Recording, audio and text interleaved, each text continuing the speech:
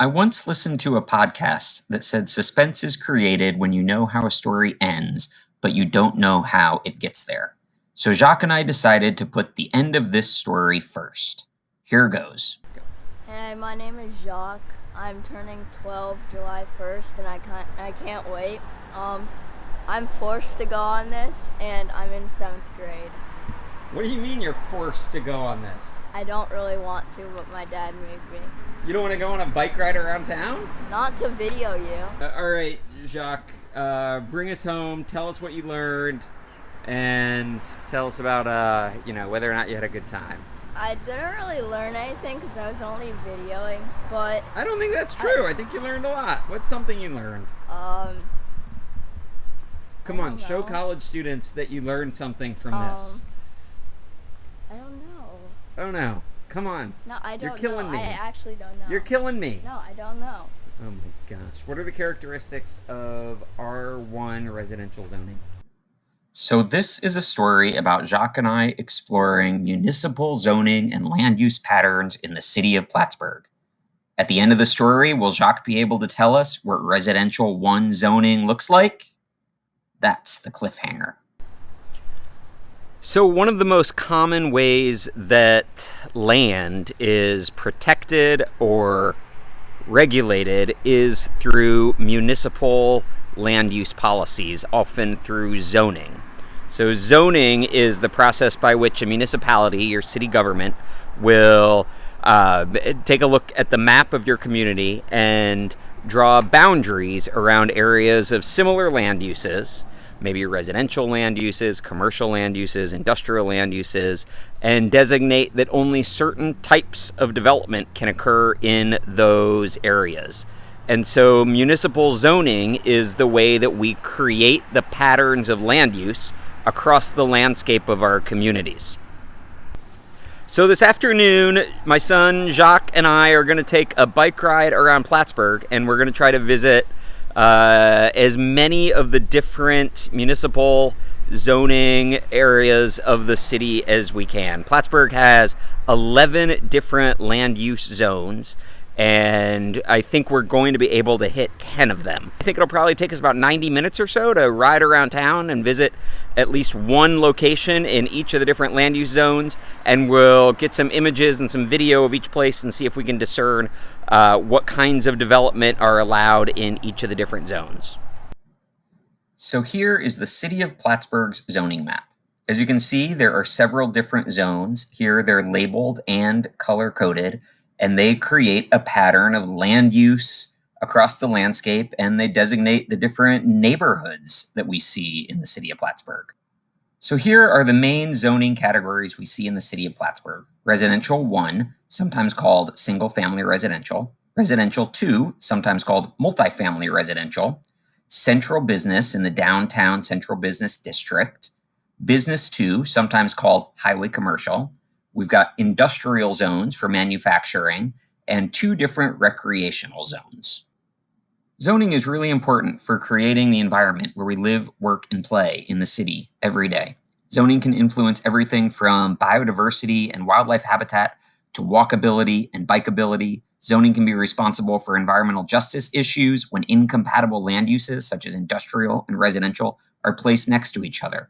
As a result, zoning creates the patterns on the landscape that we see and move throughout our daily life.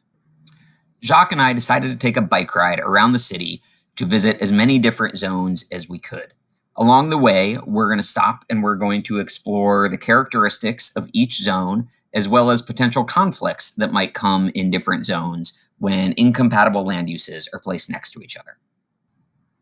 Our first stop is on the corner of Ruger and Broad and William Street, a place that you know well, right across from campus. This is in the residential 2 or R2 zone. Single and multifamily housing are common here. Townhouses, condominiums, large apartment complexes can be found here, as well as churches and hospitals and other institutional uses. Parks and recreation facilities are also common. All right, so our first stop, we're here on what is Broad Street at the intersection of Ruger and Cornelia is just up the street, and Williams is here. Zooks is, on the corner in front of me, a place you know well. This is the residential 2 or R2 zone in the city of Plattsburgh. What you find in R2 zoning here in Plattsburgh is multi-family housing and apartment complexes like McDonough, and we've got university housing, and next to me we've got a home that's been divided up into different apartments. In this zone you can get some small convenience stores like Zooks, and you also get some institutional structures like churches, like the Newman Center, which is just up the street, or the Plattsburgh House of Prayer across the street. Other things are allowed by special use in this zoning category, meaning that they're allowed, but you have to get special permission for those. The university is a special use permit in R2 zoning. It's been here for a long time, but if they wanted to expand or something, or buy up a house along Broad Street to put up a classroom building or something, they would have to get a special use permit to do that. This is our R2 zoning category. Awesome. Our next stop is in the residential 1 or R1 zoning category. Here we are at the corner of Olivetti and Park. The R1 residential zone is primarily for single-family housing. You do see some institutional uses like churches or schools, and parks and recreation facilities. Often we see 2-lane streets, sometimes even one way. The streets are often tree-lined, and these areas are pretty walkable and bikeable.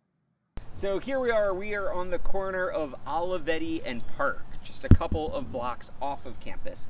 And you can see the difference between the R2 zoning category, where we just were on Broad Street, and the R1 zoning category. R1 stands for residential 1.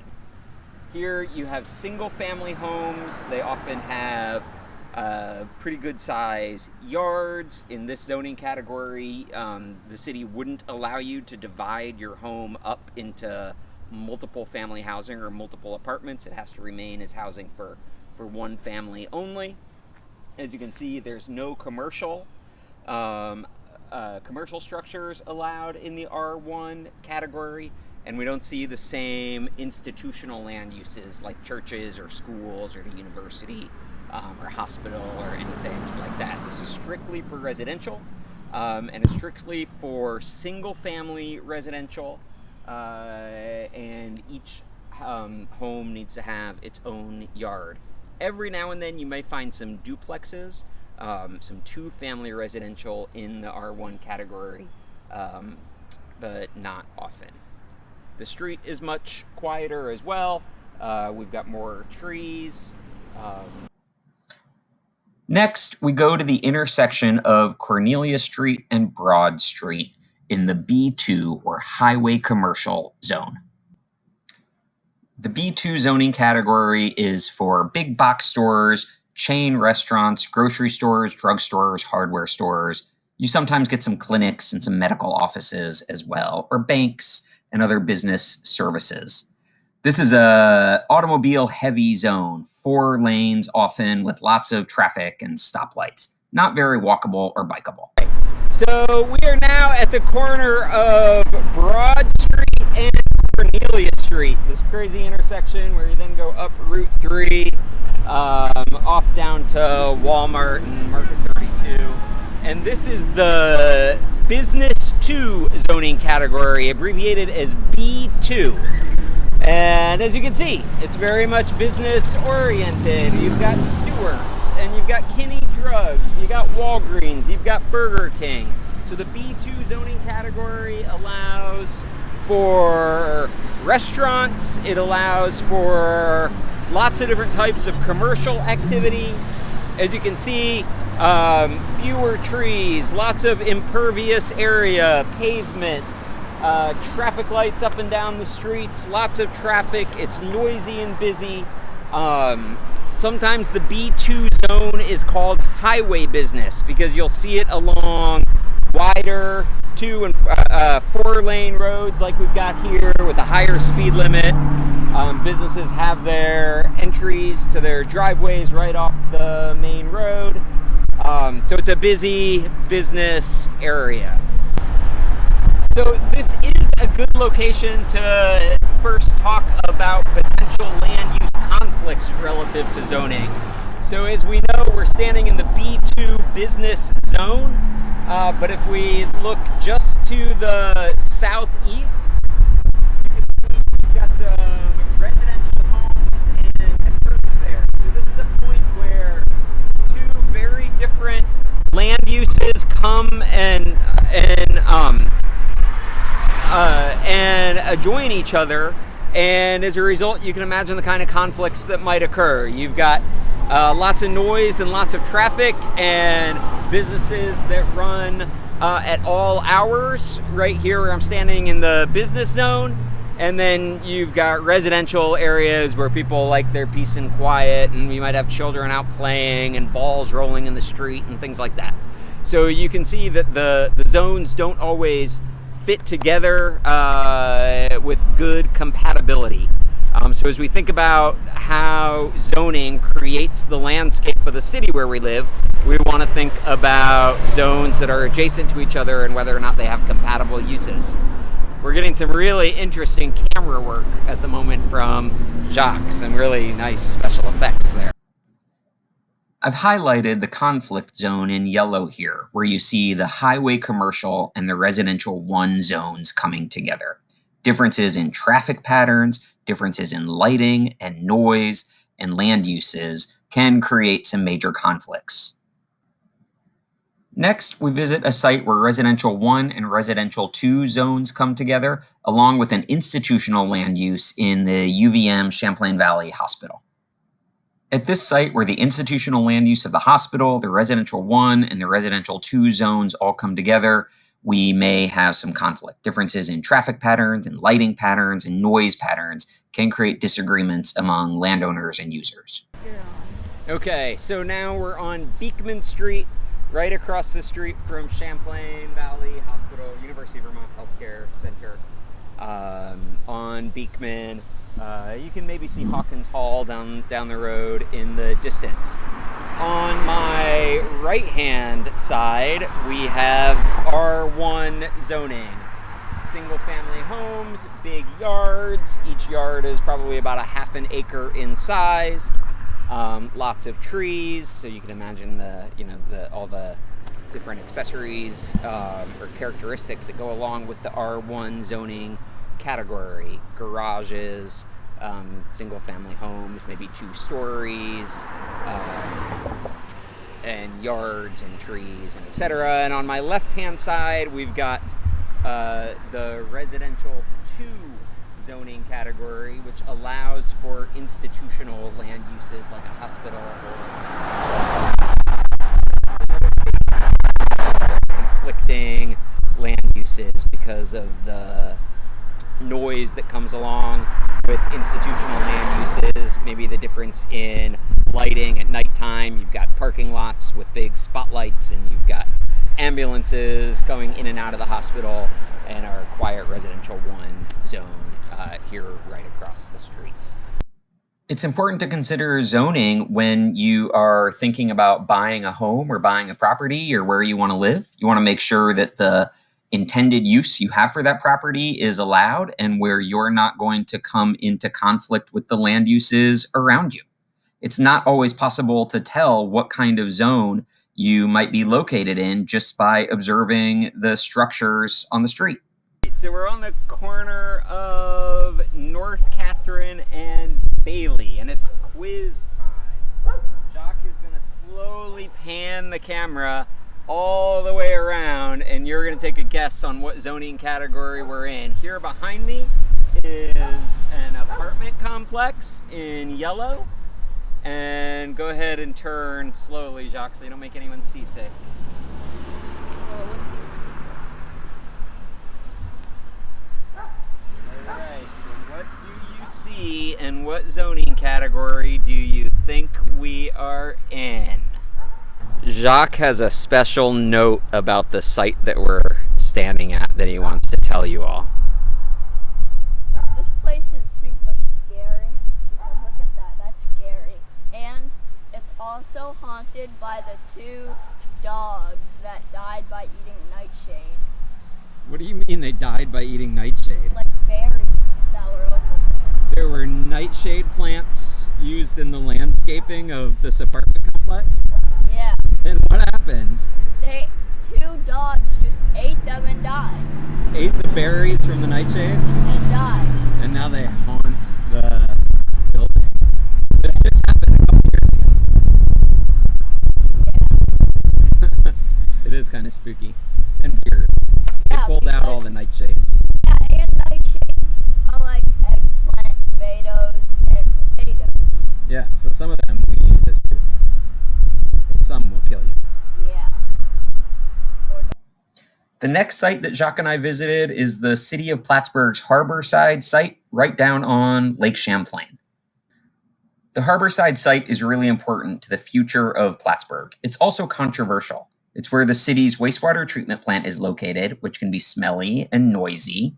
It's also the site of a big vacant area right on the waterfront that might be ideal for recreational facility or restaurants or hotels.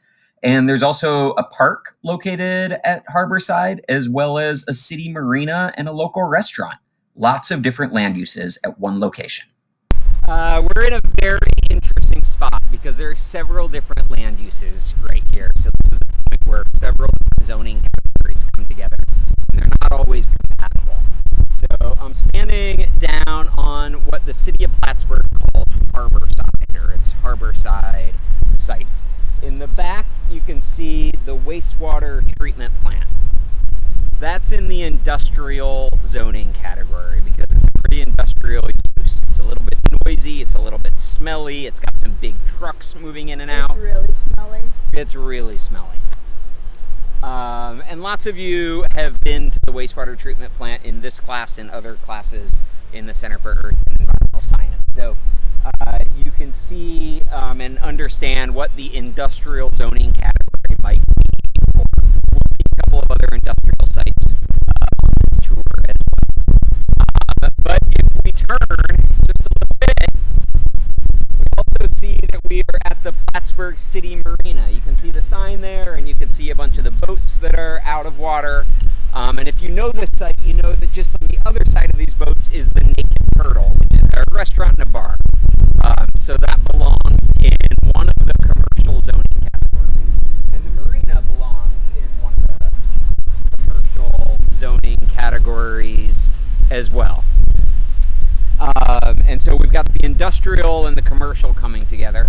And then just on the other side of me is a city park. You can't really see a lot of the park infrastructure from here. There's not a playground or a picnic pavilion at this park. It's a walking park. But there's a walking path that goes on out on the point out into the lake a little bit. There's some interpretive signs about the lake. And there's the bell from the USS McDonough, which was a Air Force or naval boat that was named after General McDonough, who is a famous general here in Plattsburgh in the War of 1812. So this is a site where you see a bunch of different zoning categories coming together. They're not always compatible with one another. Industrial and park are not necessarily compatible, and industrial and commercial are not necessarily compatible. And maybe even the recreation zoning category and the marina are not compatible. So this is a very interesting site from a zoning perspective. Next, Jacques and I had a snack at Hobie's in the Central Business District on Margaret Street in Plattsburgh. Plattsburgh's Central Business Zone is very different from the highway commercial zone we visited earlier. The streets are only 2-lane, and they may even shift to 1-way in the future. It's highly walkable and highly bikeable. We've got trees and wide sidewalks along the streets and lots of independently owned stores. We've got a grocery store. We've got several restaurants and bars, as well as gift shops and antique stores and some banks. We're in the Central Business District zoning category, Commercial 1. We're on Margaret Street in the downtown Plattsburgh, and you can see the difference in the commercial design here from the Business 2 category, where we had Walgreens and Kenny's and Stewart's freestanding commercial structures versus commercial structures that are attached in the center of the city here. We've also got on-street parking. It's only 2 lanes, 1 in each direction, instead of 4 lanes as it is out on Route 3. So this is the Commercial 1 Central Business District zoning category. The last site that Jacques and I visited is unique. It's a site where residential 2 and industrial zones are adjacent and may create some incompatible uses. As an industrial site, this is the kind of last location for industrial zoning within the city's kind of central core region. All the other industrial zones sit outside the city's core. The industrial zone is reserved for those uses that generally are incompatible with residential and commercial uses because they're noisy, because they operate at different hours of the day, because they often have trucks moving in and out. These are manufacturing businesses, warehousing and wholesale distributing, trucking terminals, food processing, as well as airports. Standing at the corner of White Street and New Street in Plattsburgh, and this is also an interesting spot. Standing where we are in the air, we smell what smells like burning rubber or tar. Doesn't smell good at all.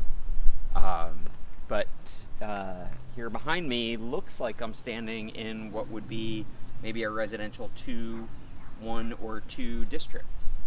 We've got homes, they've got yards, they're freestanding, some multifamily, but where we are is actually zoned as industrial. And if we turn the camera around, you'll see, I think, what are 4 different industrial sites, and they have a garage down the street that you can't hear. And that makes this, a site where we've got different land uses coming together and a bit of conflict. Also, if we look down at the end of White Street, Jacques, if you turn the camera straight down that way, you see the trees at the end of the street. That's the Saranac River with the City of Plattsburgh bike trail. So this is a great recreational spot as well. The patterns that are created by land use in the city both have lots of reason and rationale behind them, but over time you get what is called spot zoning, which are little islands of incompatible land uses amongst the land uses around them. So we're in a little island of industrial land use. There's a Verizon facility with lots of trucks just up the street. There's a big Stewart's, and these different factories right around us, in and amongst what is a residential neighborhood. And it's super quiet here. It is very quiet, and it's very peaceful. And other than the smell, this would be a quiet and peaceful and enjoyable place to be. There are lots of trees, but the spot zoning of these industrial uses in this residential neighborhood present conflict. So this is an industrial zone in the middle of what I think is residential 2. There you have it. We succeeded in making our tour of the city of Plattsburgh and visiting the different zoning categories. We saw residential 1 and 2, the central business district, as well as highway commercial and business 2. We saw the industrial zone as well as the recreational zones. Let's wrap it up. We made it back. We hit, I believe, 10 out of 11 zoning categories in the city of Plattsburgh. It was a long bike ride. We stopped and we did have a snack along the way. That was refreshing. But as you can see, right, zoning in terms of land use policy is really important in the way that it really creates the environment of the place that we live. So if we're going to say that our environment is where we live, work, and play, it's not just pretty spaces out in wilderness and mountain ranges and lakes. but it's the places that we occupy every day, then zoning is one of the ways that we. You're getting some real 12-year-old videography right now. Then zoning is one of the ways that we really create the environment of the places where we live. It creates patterns of how we use the landscape. It reflects our values and the things that we care about. It shows what elements of the environment and our social and economic lives we prioritize. And it's one of the most, I think, kind of prevalent ways to understand how humans impact the landscape that we can see in our kind of everyday life. Thanks for joining us on the tour. Thanks, Jock, for your videography work. And thanks for watching. All right, it's time to wrap up that suspenseful beginning. We knew how this story was going to end. Jacques and I were going to ride around the city. We were going to get back home, and I was going to ask him if he could tell us the characteristics of the Residential 1 zoning category. I know the suspense has you on the edge of your seat. Let's see if he can do it. What are the characteristics of R1 residential zoning?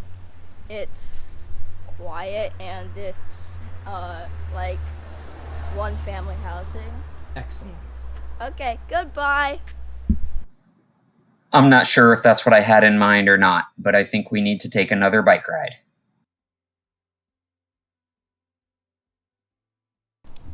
Is it going? Yeah. All right. You're on. It's on? Yep. All right. All right. Shut it off. I like family neighborhoods. I want that big yard over there. It'd be good for playing football. Okay, go ahead and cut it. All right, go ahead and shut it off. All right, go ahead and cut it.